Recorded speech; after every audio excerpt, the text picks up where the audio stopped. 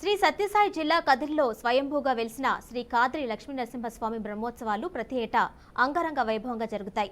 శ్రీ కాద్రి లక్ష్మీనరసింహస్వామి ఆలయానికి ఎంతో పురాతన చరిత్ర ఉంది.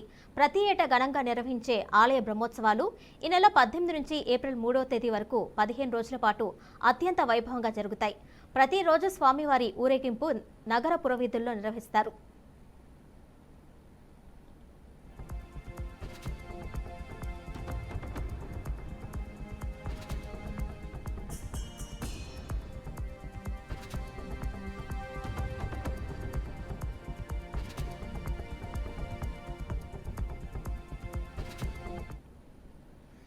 కదిరిపట్నంలో 13వ శతాబ్దంలో శ్రీ కాద్రి లక్ష్మీనరసింహస్వామి దేవాలయం నిర్మాణం జరిగినట్లు ఆధారాలు చెబుతున్నాయి.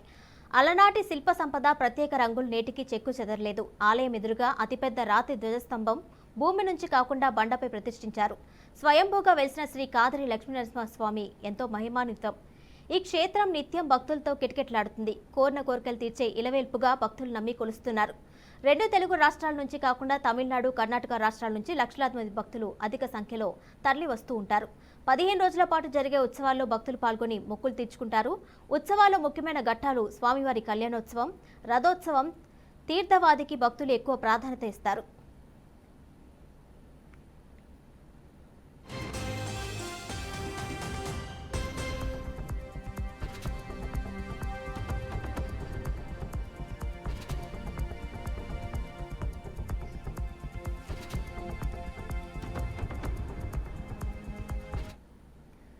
ఉత్సవాల సందర్భంగా నిత్యం భక్తుల రాకపోకలు సాగుతూ ఉండడంతో ఆలయంలో చలువ పందిళ్లు ఏర్పాటు చేస్తున్నారు.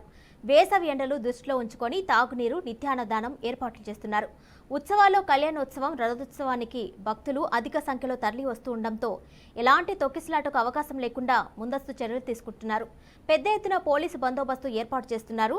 2 తెలుగు రాష్ట్రాల్లో ఎక్కడా లేని విధంగా అతిపెద్ద ఎత్తైన రథంపై స్వామివారి పట్న పురవీధుల్లో నరసింహ నామస్మరణతో అత్యంత వైభవంగా ఊరేగింపు జరుగుతుంది.